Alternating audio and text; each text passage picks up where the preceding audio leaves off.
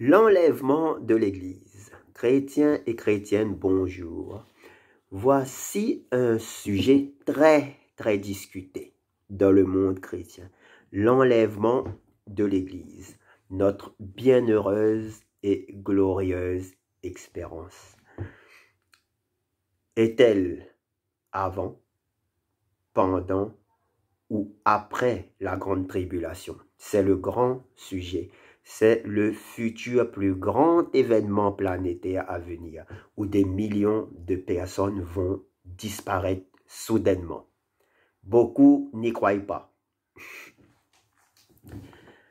Posons les bases de l'étude avant de commencer, car ça va nous guider vers une étude sérieuse. Nous allons voir que l'enlèvement de l'Église est enseigné dans la Bible. Base numéro 1. Beaucoup n'ont pas connaissance de l'enlèvement de l'Église, surtout ceux de l'Église catholique romaine. Nous allons voir ça. Ça veut dire deux choses. Ils n'ont pas été enseignés par leurs responsables d'Église ou ils n'ont pas eux-mêmes étudié leur Bible. Base numéro 2. Avant toute étude biblique, toujours demander au Seigneur de nous remplir du Saint-Esprit pour avoir la vérité, la lumière sur ses enseignements, la bonne compréhension de la parole de Dieu. C'est très important, sans le Saint-Esprit qui nous éclaire, on n'ira pas loin.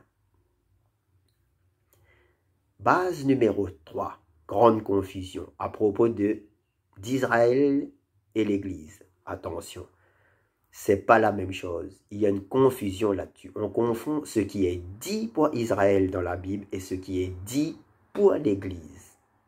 Très attention.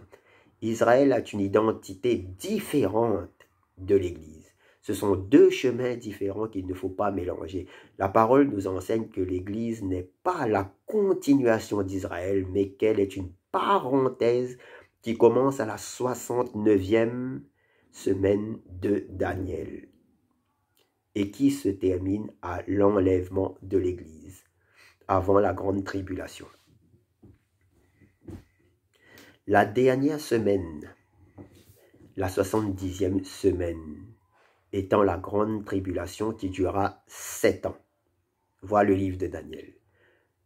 Donc, les 70 semaines de Daniel, dont je vous appelle à étudier encore le livre, concernent Israël, pas l'Église donc. Donc, la 70e semaine, qui est la grande tribulation, concerne Israël et les nations, pas l'Église. L'Église sera donc absent de la grande tribulation. Bien discerner l'histoire d'Israël et de l'Église est une clé importante à l'étude sur l'enlèvement de l'Église. Base 4. Jésus, on le sait tous, est venu quand il était sur la terre pour les brebis perdues de la maison d'Israël. C'est écrit. Pas pour les nations. Parce qu'à la base, Jésus était venu pour les brebis perdues de la maison d'Israël. Mais comme ils ne l'ont pas reconnu en tant que roi, Jésus s'est tourné vers l'évangélisation des nations.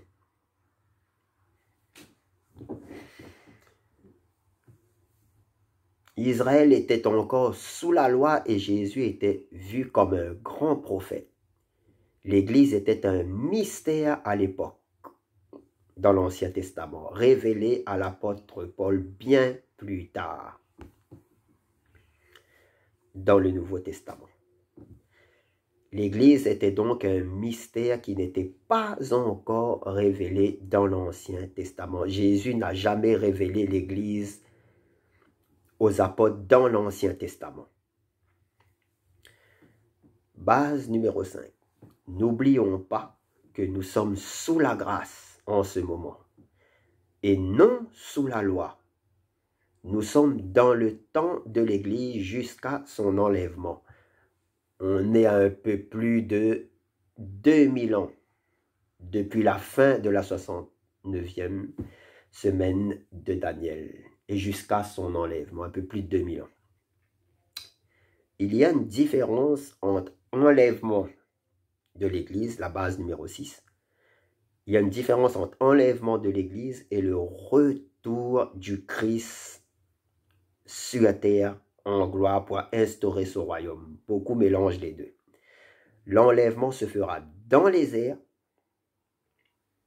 avant la grande tribulation et le retour en gloire à la fin de la grande tribulation sur le mont des Oliviers pour la grande guerre Armageddon. Conclusion des bases pour l'étude sérieuse. Avec cette base, on peut commencer une étude sérieuse.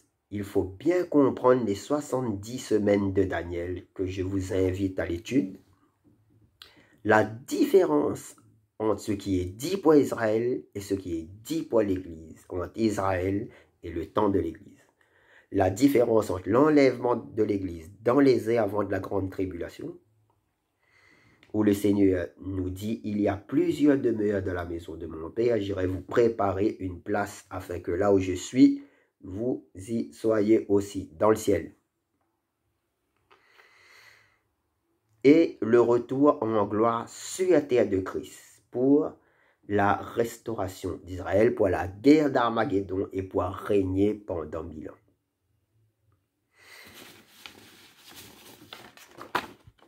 La suite. Voyons les courants de pensée. Il y a 4 courants de pensée. Il y a ceux qui pensent que l'Église sera enlevée avant la grande tribulation, les pré-tribulationnistes, au milieu, les mid-tribulationnistes et à la fin de la grande tribulation, les post-tribulationnistes. Et ceux qui pensent qu'il n'y a pas d'enlèvement, que ça n'existe pas, alors que c'est bien enseigné dans les Écritures. Dans ces 4 courants de pensée, une seulement détient la vérité, car Dieu seul sait quand aura lieu l'enlèvement, donc il n'y a qu'une seule vérité au fond. Après une étude sérieuse à la lumière de la parole de Dieu, regardons ce que la Bible nous enseigne à ce sujet. J'ai regardé les différents courants de pensée et j'ai comparé avec la parole de Dieu, qui est la base de l'étude. Et j'ai conclu que l'enlèvement de l'Église aura bien lieu au début, avant la grande tribulation. Écoutez bien l'étude jusqu'à la fin et ensuite vous pourrez en juger.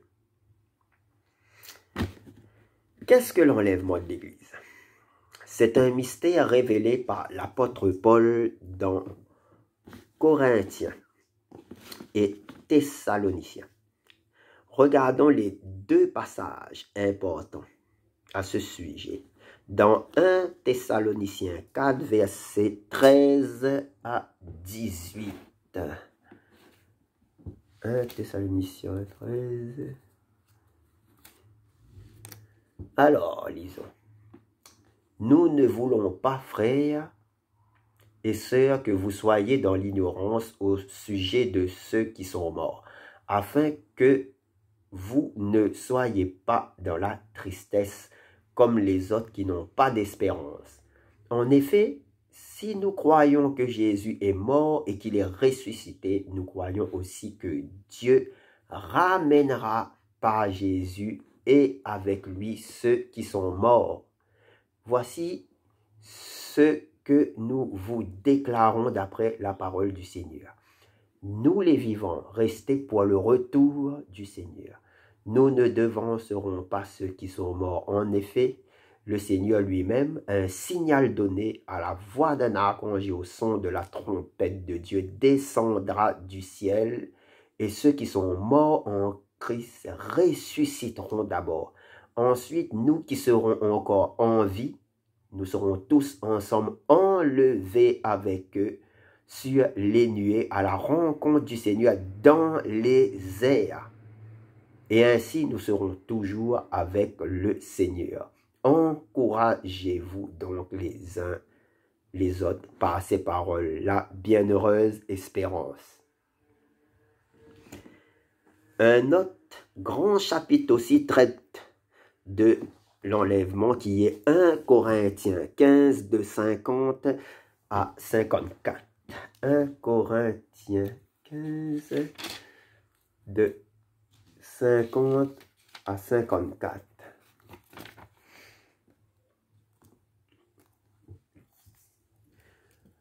Donc, lisons.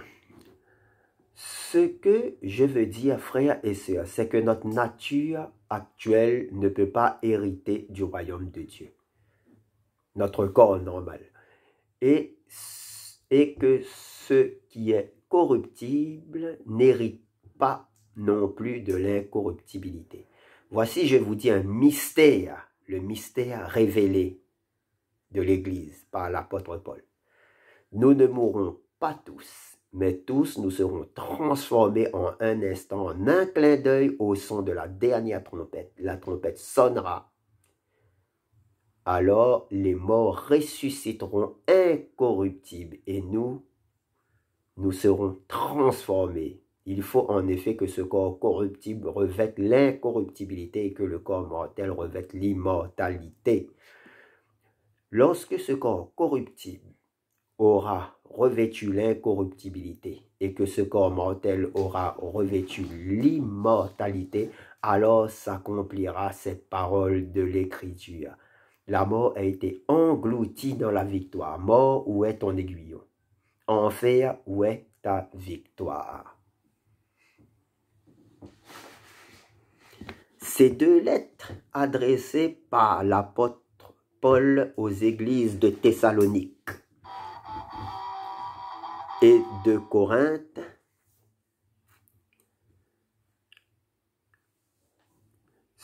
expliquent l'enlèvement de l'Église. Car ça nous parle de l'Église qui sera enlevée. C'est un mystère inconnu de ceux de l'Ancien Testament que Paul a révélé à l'Église sous la grâce. L'Église est née à la Pentecôte, quand les apôtres à Jérusalem reçurent l'Esprit Saint. Et la fin de l'Église aura lieu à son enlèvement dans les airs. L'enlèvement de l'Église est quand le Seigneur va retirer son Église de ce monde avant la grande tribulation pour l'emmener là où il est au ciel, car son Église étant des personnes sincères, nées de nouveau, qui ont donné leur vie au Seigneur, remplies du Saint-Esprit, ayant persévéré dans la foi et dans l'attente du Seigneur, du ciel venant les chercher, ne traversera pas la grande tribulation, qui sont les troubles de Jacob. Donc pour Israël et les nations. Dans 1 Thessaloniciens 5, de versets 9 à 11. 1 Thessaloniciens de versets 9 à 11.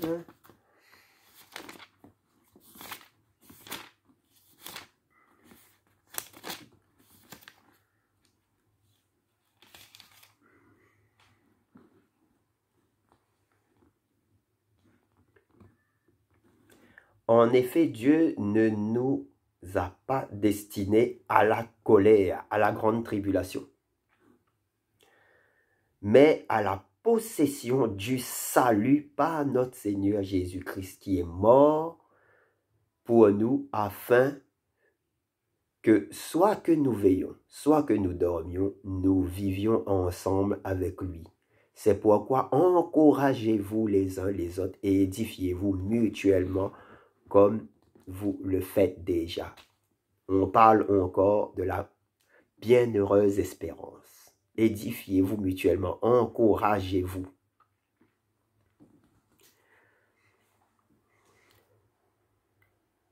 Donc, ça prouve bien que nous ne sommes pas destinés à la grande tribulation, à la colère. L'enlèvement de l'Église, c'est quand? Personne ne connaît ni l'heure, ni le jour, ni l'année, car ça, d'après mon étude, car ce n'est indiqué nulle part dans la parole de Dieu, tout simplement. Donc, il est inutile de chercher des dates. Par contre, des événements bibliques peuvent nous montrer que ça se rapproche. Exemple, Israël est redevenu une nation depuis 1948. Et ça, c'est un grand événement qui nous marque la fin, qu'on est dans les temps de fin. J'ai eu moi-même un songe sur l'enlèvement. J'ai fait une vidéo là-dessus. Je n'ai eu aucune date, mais j'ai su que c'était très proche pour moi. Pour moi, Jésus a la main comme sur la clenche de la porte. C'est-à-dire, le temps est court maintenant, avant l'enlèvement. Jésus n'a pas révélé le jour pour que nous restions fidèles et véritables en lui, qu'on persévère en lui, qu'on cherche à le connaître. Beaucoup ne le font pas. Qu'on cherche à le connaître vraiment. Jésus revient chercher une église qui l'attend, fidèle dans la foi et obéissante à sa parole.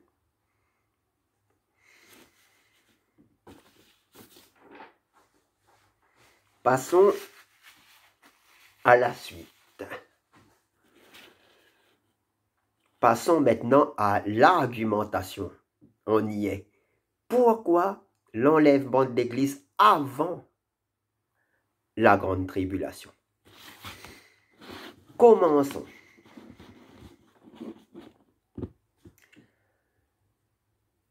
Le Seigneur commence la révélation, l'Apocalypse, en s'adressant à son Église en premier, car il va la retirer de la terre avant la grande tribulation. L'Apocalypse commence par lettre aux églises. Rien n'est fait au hasard par le Seigneur, tout est ordonné. L'argumentation numéro 1. Pourquoi enlèvement de l'Église avant la grande tribulation? Beaucoup de personnes pensent que ceux qui ont acquis le salut en Jésus-Christ doivent quand même traverser la grande tribulation. Certains pensent même que c'est pour nous purifier, pour qu'on ne prenne pas aussi à la grande tribulation, etc., etc. On a vu tout à l'heure dans 1 Thessaloniciens 5, de 9 à 11, en effet, Dieu ne nous a pas destinés à la colère, mais à la possession du salut par notre Seigneur Jésus-Christ. Nous ne sommes pas destinés à la grande tribulation. Jésus est mort sur la croix et par son sang précieux nous a lavés de tous nos péchés. Il a pris sur lui notre jugement et notre condamnation. Celui qui se repent sincèrement et naît de nouveau obtient le salut totalement et pas à moitié, et marche dans la sanctification. Le sang de Jésus-Christ n'est-il pas suffisant pour qu'on doit encore se purifier dans la grande tribulation? Il a pris sur lui notre jugement et notre condamnation pour nous en libérer. Nous ferait-il encore après cela traverser la grande tribulation qui est un jugement terrible, la colère de Dieu, des troupes de Jacob, qui est Israël, et les nations impies? La grâce du Seigneur serait-il une moitié de grâce? Romains 8, verset 1. Il n'y a donc maintenant plus de condamnation pour ceux qui sont en Jésus-Christ. Il n'y a donc maintenant aucune condamnation pour ceux qui sont en Jésus-Christ. Il n'y a plus de condamnation pour ceux qui sont en Jésus-Christ. Argument numéro 2. Dans Lettres aux églises du livre de l'Apocalypse, dans Apocalypse 2, 3, l'église est mentionnée. À partir du chapitre 6, l'église n'est plus mentionnée pendant les fléaux de la grande tribulation, ce qui montre son absence de la grande tribulation. Apocalypse 2, 7 nous dit, « Celui qui a des oreilles écoute ce que l'Esprit dit aux églises. » Écoutez bien. Cette parole est répétée dans les 7 lettres aux églises. Jésus s'adresse aux églises spécifiquement, au temps de l'église à travers toutes les époques, car c'est une annonce prophétique. Apocalypse 13, verset 9, il est dit, « Si quelqu'un a des oreilles, qu'il écoute. » On ne dit plus qu'il écoute aux églises. Le mot église a disparu. Si quelqu'un a des oreilles, qu'il écoute, point. Il ne parle plus aux églises. L'église n'est plus mentionnée. Ça veut dire que tout ce qui a été dit avant Apocalypse 13 ne concerne pas l'église, mais Israël et les nations. C'est le jugement qui tombe sur ceux qui ne sont pas en Jésus-Christ. Argument numéro 3. Dans l'Apocalypse 3, verset 10, à l'église de Philadelphie. Apocalypse 3, verset 10.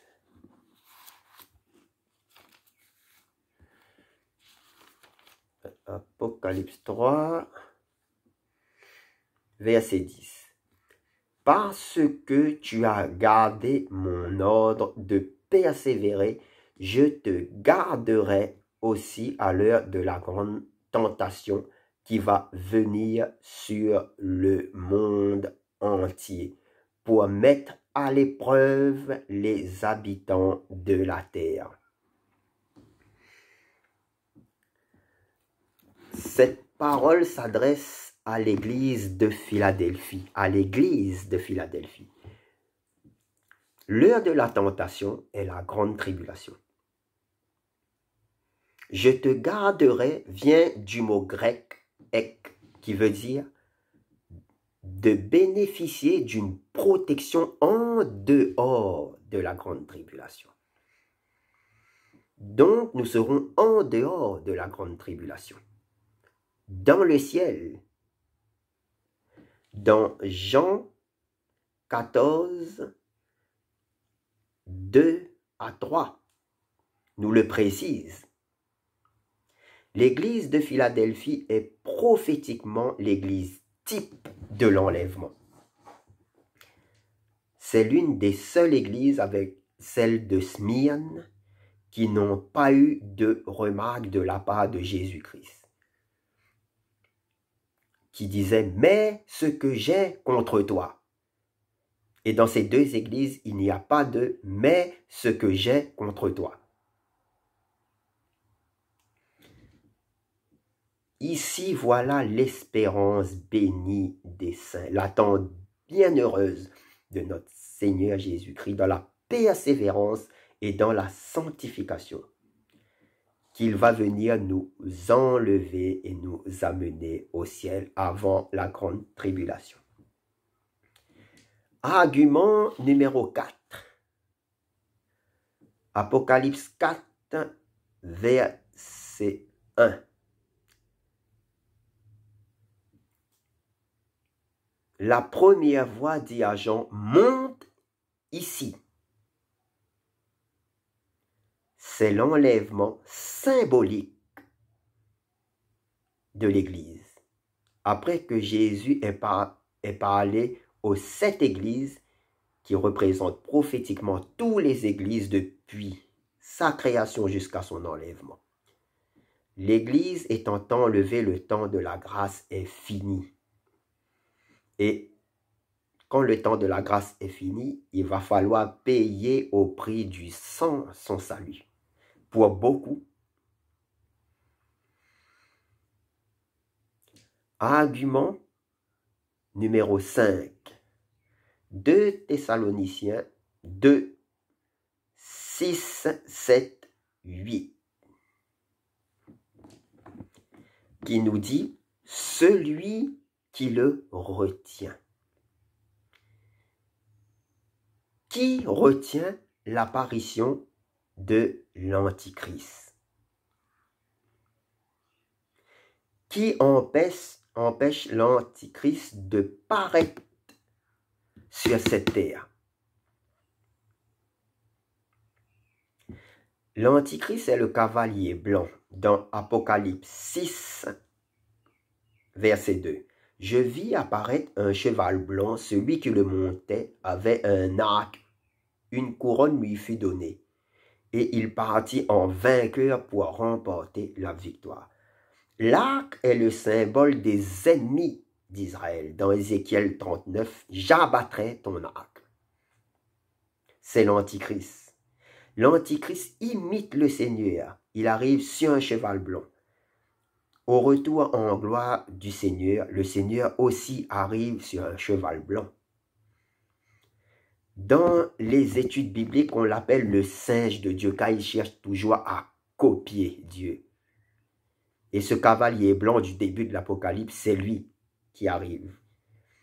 On lui dit qu'il partit en vainqueur pour remporter la victoire, car le pouvoir va lui être donné. Dès que la grande tribulation commence, le premier saut, l'Antichrist paraît. Et on va lui donner un certain pouvoir. Il aura du pouvoir sur cette terre. Alors, qui l'empêche d'apparaître? Parce que tant que celui qui l'empêche d'apparaître, la grande tribulation ne commencera pas encore. Il y a quelque chose qui l'empêche d'apparaître. Qui l'empêche d'apparaître? Nous allons voir ça. C'est la puissance du Saint-Esprit qui est dans l'Église. Pourquoi? N'oublions pas que nous sommes le temple du Saint-Esprit. Dans 1 Corinthiens 6, verset 19, ne savez-vous pas que votre corps est le temple du Saint-Esprit? Matthieu 5, verset 13, vous êtes le sel de la terre. Depuis la Pentecôte, le Saint-Esprit est rentré dans l'homme et il demeure. C'est l'Église remplie du Saint-Esprit qui empêche l'apparition de l'Antichrist. Après l'enlèvement, monte ici et l'ouverture du premier sceau, il apparaît. À l'enlèvement, le Saint-Esprit n'agira plus comme sous la grâce, car l'Église sera enlevée avec le Saint-Esprit. Il sera toujours là, mais il va agir autrement. Il agira un peu comme avant la Pentecôte. Psaume 51, 11. Ne me rejette pas loin de ta face. Ne me retire pas ton Saint-Esprit. Avant, l'Esprit pouvait quitter un homme qui transgressait les lois. Sous la grâce, l'Esprit demeure dans un cœur sincère et ne le quitte pas. Étudions en détail à propos du Saint-Esprit. Celui qui le retient, celui qui empêche l'Antéchrist de paraître et la grande tribulation de commencer. On a vu que le Saint-Esprit qui empêche l'Antichrist de se manifester. Oui, c'est le Saint-Esprit qui empêche l'Antichrist de se manifester. Ce qui marquera le début de la grande tribulation, quand il apparaîtra. Voyons un peu plus loin ce sujet. Paul dit dans lettre aux Thessaloniciens, vous savez ce qui le retient. Donc les Thessaloniciens savaient qui retenait l'apparition de l'impie ou l'antichrist. Ils savaient ce qui empêchait l'impie d'apparaître. C'est le Saint-Esprit. Et le Saint-Esprit va quitter ce monde avec l'enlèvement de l'Église. Il y aura toujours le Saint-Esprit sur la terre, mais pas comme du temps de l'Église. Dans le verset biblique, vous savez ce qui le retient, le pronom démonstratif « ce » est neutre dans le langage grec. Il ne représente pas des personnes. Ce pronom neutre est utilisé toujours quand on parle d'un esprit, car le mot esprit est neutre. Au verset 7 des Thessaloniques, le pronom celui est utilisé. En grec, cette traduction met l'accent sur la personnalité de celui qui le retient, l'impie. Pronom masculin. L'Esprit Saint est le seul mot qui est à la fois neutre et masculin en nature dans le Nouveau Testament. L'Esprit Saint est Dieu lui-même. C'est Dieu qui bloque l'impie, qui bloque son apparition. Il paraîtra en son temps quand Dieu l'aura décrété. En fait, Dieu a déjà fixé une date, que seul lui le sait.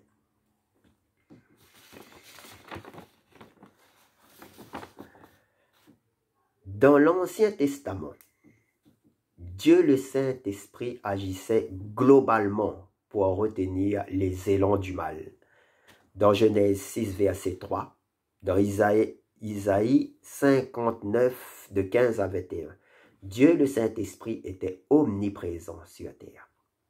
Dans le Nouveau Testament, le Saint-Esprit est descendu sur la terre à la Pentecôte pour former l'Église et former un ministère particulier. Voir dans Jean 16, Jean 2 de 18 à 23, Jean 4 versets 1 à 6 et Corinthiens 2 de 12 à 15. Jésus nous a envoyé l'esprit d'évangélisation pour convaincre le monde de la vérité en agissant dans le cœur des hommes, et retient, et cet esprit d'évangélisation retient la pleine manifestation de l'homme du péché, l'Antéchrist. Il habite dans l'Église sur la terre, qui est la lumière du monde qui éclaire par la vérité. C'est pour ça que quand l'Église est enlevée, une puissance d'égarement, un esprit d'erreur va s'abattre sur la terre pour le séduire. Avec l'arrivée de l'Antichrist, le monde presque entier, car il y aura des sauvés pendant la grande tribulation, se soumettra à l'Antichrist et à son règne marqué du signe de la bête et condamné à l'enfer éternel, l'étang de feu, à la seconde mort. C'est terrible et triste pour ceux qui se soumettront à la bête. La grande tribulation sera la période la plus terrible de l'histoire de l'humanité. Dit par Jésus-Christ lui-même, l'Église sera enlevée avant la grande tribulation.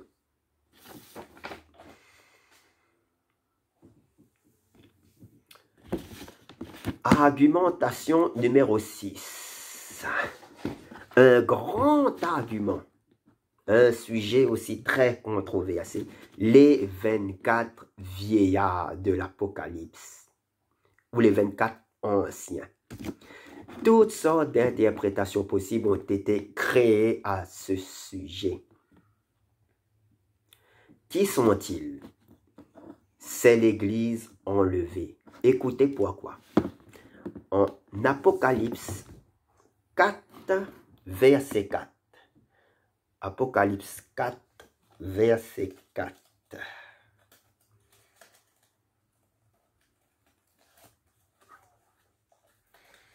Apocalypse 4.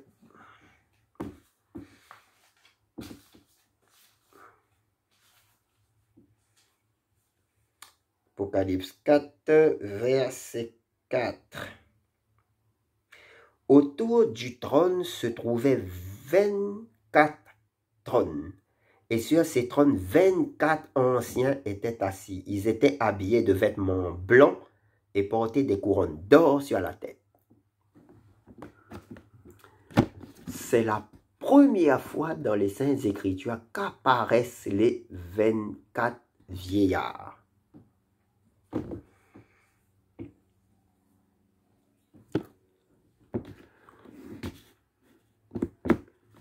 C'est la première fois. Quand l'agneau ouvre le premier sceau, les 24 vieillards représentant l'Église sont déjà dans le ciel en dehors de la grande tribulation. Ces 24 vieillards ne sont pas les saints de la grande tribulation, car les saints de la grande tribulation ne sont pas encore convertis. Les sceaux ne sont même pas encore ouverts. Et la grande tribulation n'a même pas encore commencé. Et ce n'est pas Israël qui sera racheté qu'à la fin de la grande tribulation. Pourquoi c'est l'Église? La traduction grecque des 24 anciens vieillards est presbytéros, ce qui veut dire ancien en relation avec l'Église, lié au ministère et à la structure de l'Église. Ce n'est pas le mot presbytès qui veut dire ancien dans l'âge. C'est ancien en relation avec l'Église, au ministère, à la structure de l'Église. Ça nous éclaire d'entrée de jeu que les 24 anciens sont représentatifs de l'Église, Ancien et Nouveau Testament réunis au complet. Regardez comment Jésus est représenté devant le trône. Un agneau immolé, c'est une image représentative de Jésus. C'est pareil pour les 24 anciens. Ça nous dit aussi que le sang de Jésus-Christ est toujours disponible à ceux qui lavent leur robe dans le sang de Jésus-Christ pendant la grande tribulation. Ils sont assis sur des trônes, position assis, un privilège élevé qui montre leur relation étroite avec Dieu, leur communion comme des juges. Jésus a dit que l'Église jugera les 12 tribus d'Israël dans le millénium. Lire Matthieu 19, verset 28.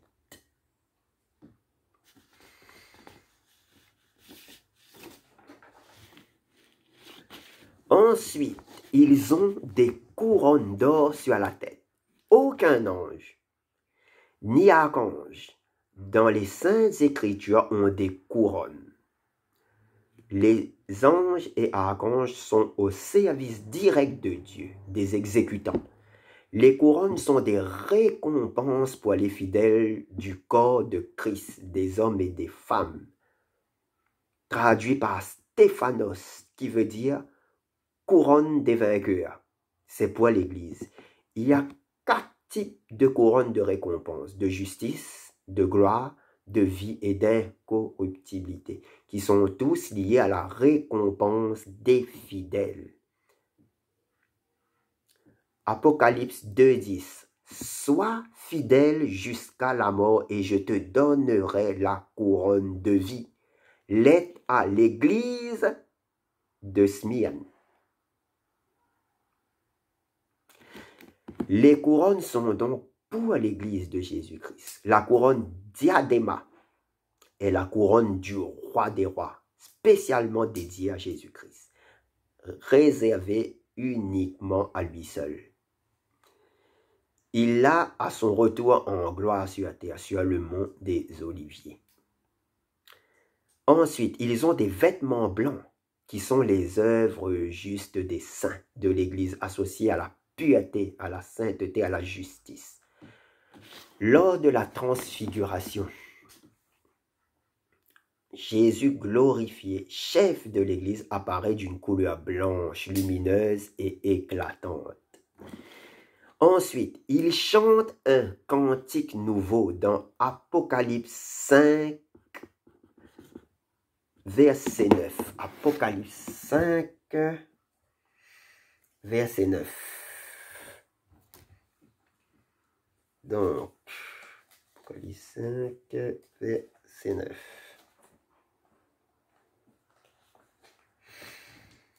Donc, Apocalypse 5, verset 9.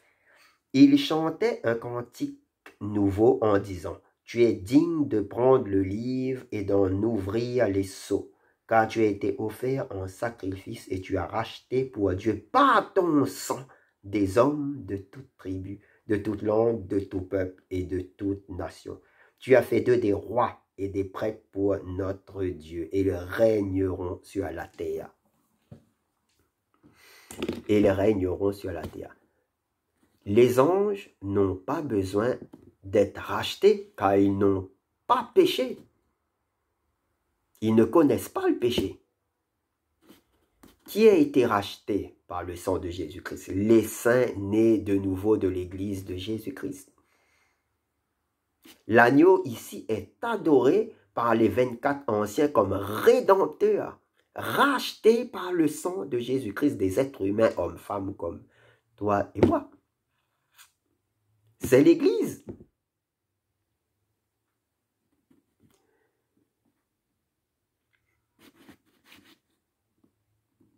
En Apocalypse 4, verset 10. Apocalypse 4, verset 10.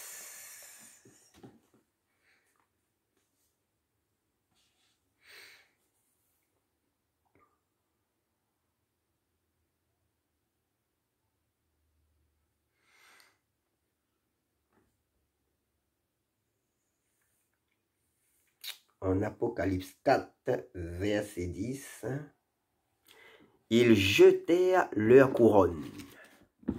Ils jetèrent leur couronne. Ils adorent Dieu en jetant leur couronne devant le trône. Qu'est-ce que ça veut dire? Ces couronnes ne sont pas eux. Ils l'ont obtenu par la grâce du Seigneur. Ce qui nous montre bien que c'est l'Église.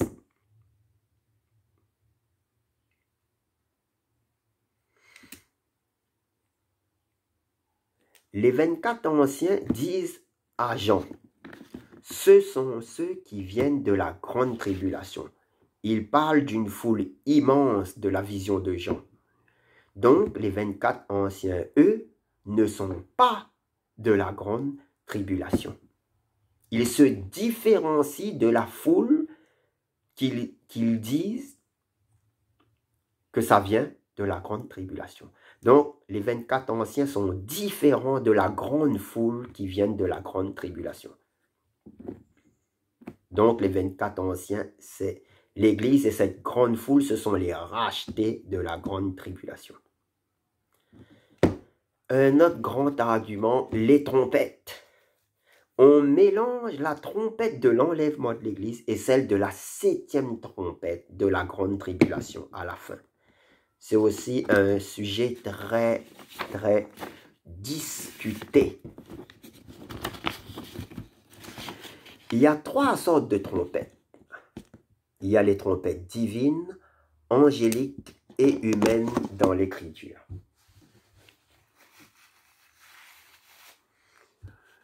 « 115 passages parlent de trompettes, mais que 2 sont des trompettes divines.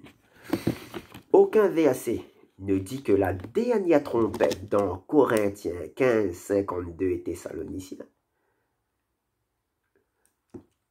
qui sont la trompette de Dieu est la même que la 7e trompette qui sera soufflée par le 7e ange pendant la grande tribulation de l'Apocalypse 11, verset 15, qui dit « Le 7e ange sonna de la trompette », qui est différent de la voix de Dieu qui sonne comme une trompette, ou de la trompette de Dieu dans Corinthiens et Thessaloniciens. La trompette divine, qu'est-ce que c'est? C'est la voix de Dieu qui sonne comme le son d'une trompette. C'est quand Dieu parle, c'est bien différent d'un ange qui souffle dans une trompette, qui est la 7e trompette de l'Apocalypse. 2 passages enseignent que l'Église sera enlevée au son de la trompette de Dieu. Un passage dit la trompette de Dieu dans Thessaloniciens et l'autre, la dernière, nous dit la dernière trompette dans Corinthiens. La trompette dans 1 Corinthiens de 50 à 54 et dans 1 Thessaloniciens 4 de 13 à 8 sont tous les deux la même trompette, parce que ça nous parle de l'enlèvement, ça nous parle de la même chose. Donc les deux, la trompette de Dieu et la dernière trompette, c'est la même trompette.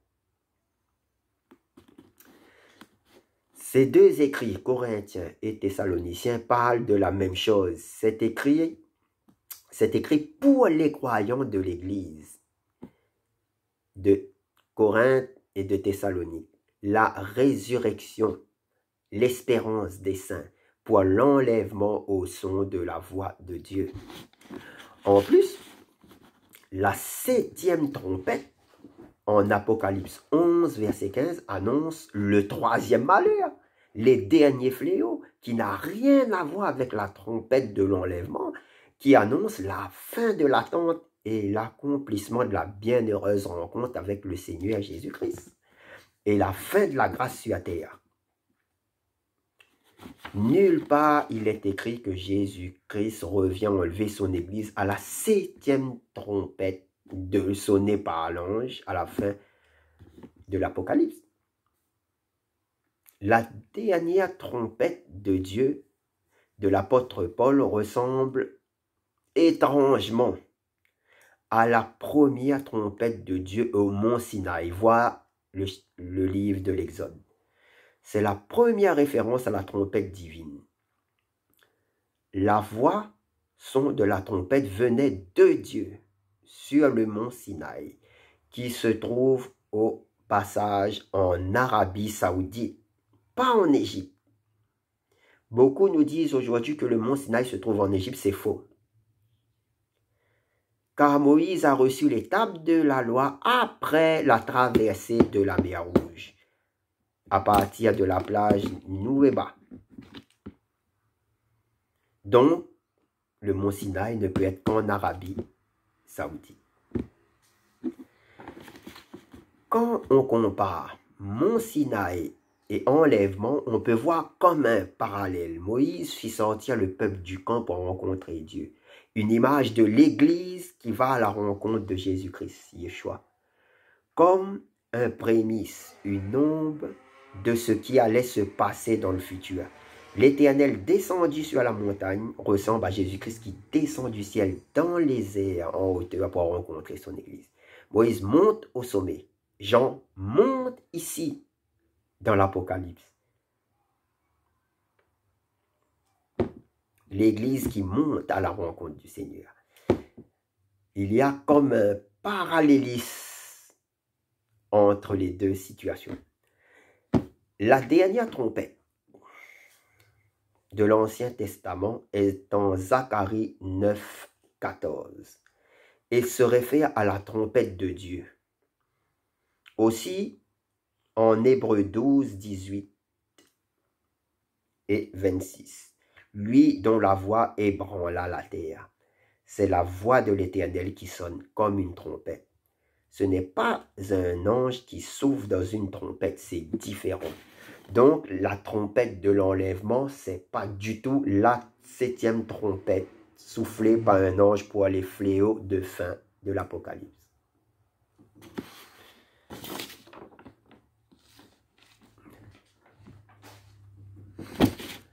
La voix de Dieu,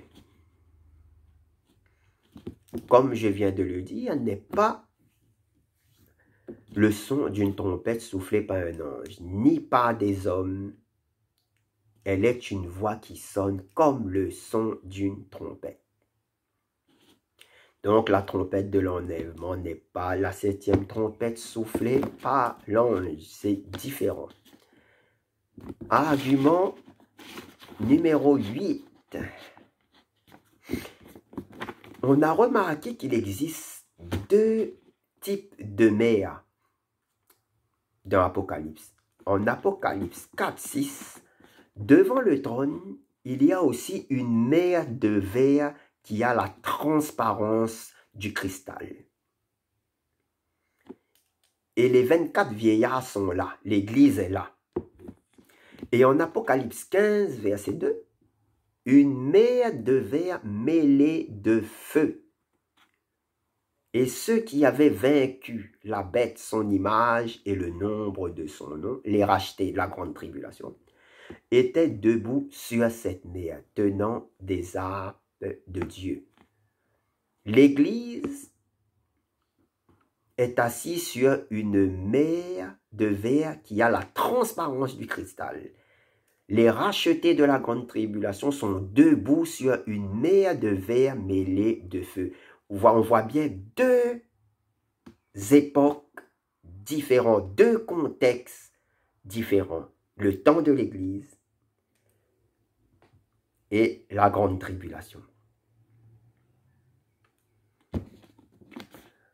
Avant la grande tribulation, avec l'Église au ciel, mer de verre transparente comme le cristal, et le contexte de la grande tribulation, mer de verre mêlée de feu, parce que pendant la grande tribulation, les rachetés vont traverser le jugement de feu. Ils ont traversé le feu. On a bien une différence entre ceux de l'Église et ceux qui viennent de la grande tribulation.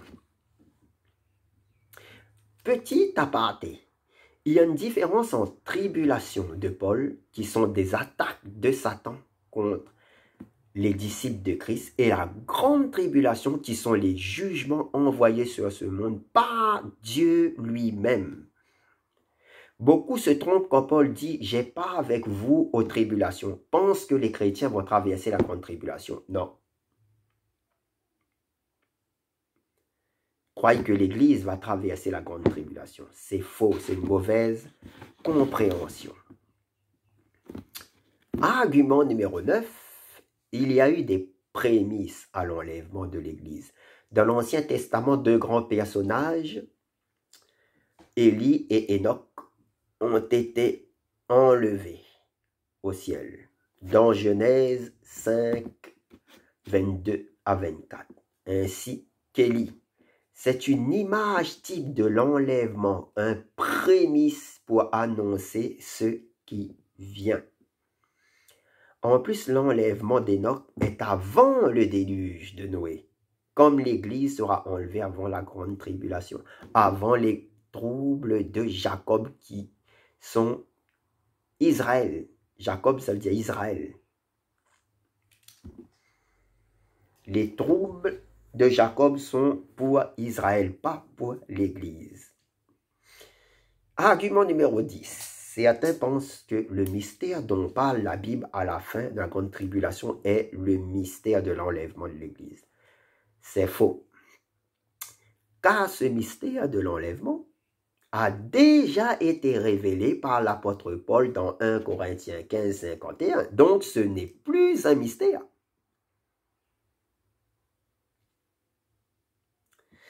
Le mystère de la fin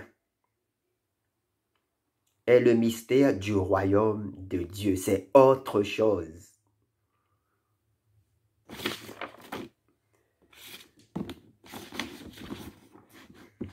Argument 11.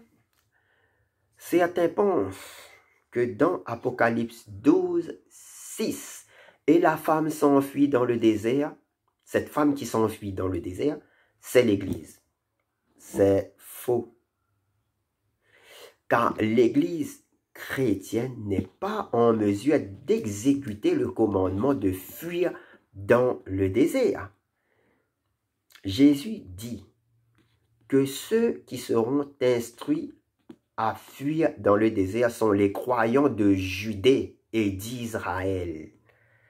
La femme avec les 12 étoiles représente Israël, pas l'Église. Pour les chrétiens de l'âge de la grâce, on ne fuit nulle part. On attend des cieux notre Seigneur venant nous chercher. Dans Thessaloniciens 1, verset 10. Et pour attendre du ciel son Fils qu'il a ressuscité, Jésus, celui qui nous délivre de la colère, qui nous délivre de la grande tribulation. Cette fuite représente les Juifs ramenés en Israël pendant le faux traité de paix de ces temps conçu par l'Antichrist. Les Juifs fuiront dans le désert vers la ville aux roches rouges de Séla. C'est la ville de Pétra, où Dieu les protégera de l'inondation envoyée par le dragon Satan. Quand l'Antichrist se dévoilera dans le temple de Jérusalem à la moitié de la semaine, au bout de 3 ans et demi, disant qu'il est Dieu, Israël comprendra qu'il est en fait un faux Messie et fuira pour éviter la persécution dans le désert à Pétra. Argument 12. L'Église chrétienne n'est pas les élus de Dieu. Beaucoup disent que le mot élu veut dire Église. Non. Le mot élu se réfère au peuple d'Israël. Jésus dit dans Matthieu 24, 22 que la période des troubles de Jacob, qui veut dire la grande tribulation sur Israël et les nations, sera tellement grave que s'il ne revenait pas pour y couper court, alors même les élus, donc Israël, ne seraient sauvés. Jésus parle de la fin de la grande tribulation.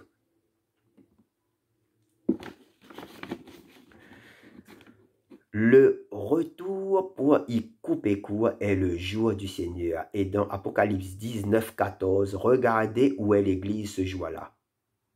Du retour en gloire du Seigneur. Les armées célestes le suivaient, montés sur des chevaux blancs et habillés d'un fin lin blanc pur. Voilà où est l'Église. L'Église est l'armée céleste. Argument 13. Il y a un faux enseignement qui dit que Mary McDonald et John Nelson Darby sont à l'origine de la doctrine sur l'enlèvement de l'Église. Ça veut dire que c'est eux qui ont inventé l'enlèvement de l'Église, que c'est une invention,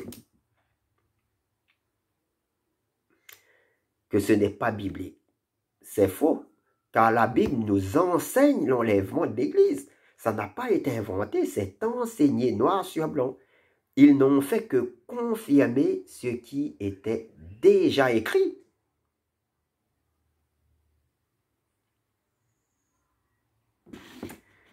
En conclusion, l'Église ne traversera pas la grande tribulation. Elle sera enlevée avant, car la grande tribulation est une période de jugement sur Israël et les nations qui n'ont pas accepté Jésus-Christ. C'est un jour de malheur dans Joël 2, de 10 à 11. Bon, je vais le lire. Joël 2, de 10 à 11. Devant eux, la terre tremble, le ciel est ébranlé, le soleil et la lune s'obscurcirent. Et les étoiles perdent leurs éclats. L'Éternel fait entendre sa voix à la tête de son armée, car son camp est immense. Et celui qui accomplit sa parole est puissant. Oui, le jour de l'Éternel est grand, il est terrible. Qui pourra le supporter?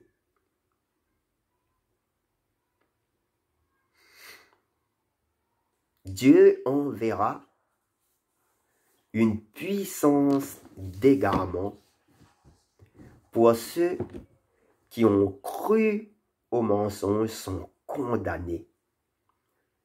La grande tribulation sera une période terrible.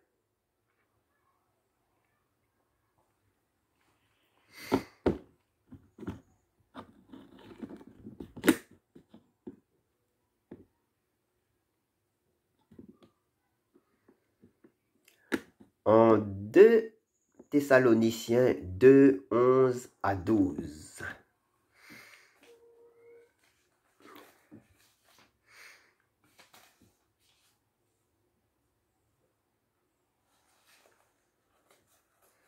De Thessaloniciens 2, 11 à 12. C'est pourquoi Dieu leur envoie une puissance d'égarement pour qu'ils croient au mensonge, afin que tous ceux qui n'ont pas cru à la vérité mais ont pris plaisir à l'injustice soient condamnés. La pire période que le monde va connaître. En Amos 5, 18. Amos 5, 18. Malheur à ceux qui désirent le jour de l'Éternel, la grande tribulation. Qu'attendez-vous du jour de l'Éternel? Qu'attendez-vous de la grande tribulation? Il sera ténèbres et non lumière. Vous serez comme un homme qui fuit devant un lion et qu'un ours surprend. Il gagne sa maison, appuie sa main contre le mur et un serpent le mord. Le jour de l'Éternel n'est-il pas ténèbres et non lumière? N'est-il pas obscur et sans éclat?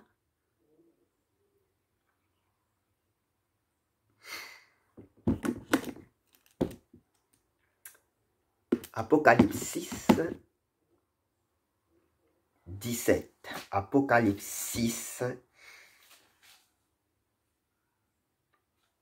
17. En effet, le grand jour de sa colère, la grande tribulation est venue. Et qui peut résister?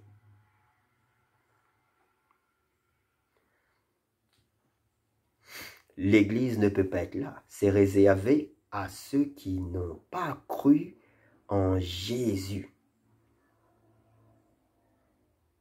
La grande tribulation est une période de jugement pour ceux qui n'ont pas cru en Jésus-Christ. Il y aura des rachetés, mais ce sera au prix du sang. C'est une période terrible. Je ferai une vidéo sur la grande tribulation spécialement.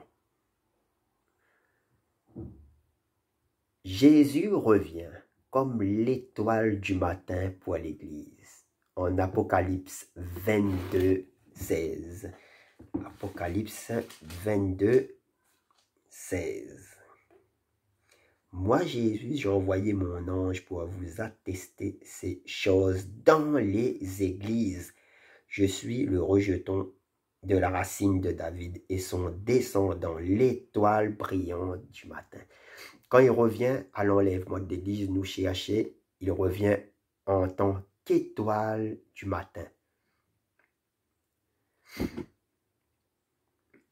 Et il vient comme le soleil de justice pour Israël et les nations. Dans Malachie 3, verset 20. Dans Malachie 3, verset 20. Mais vous qui craignez mon nom, le soleil de justice se lèvera et la guérison sera dans ses rayons.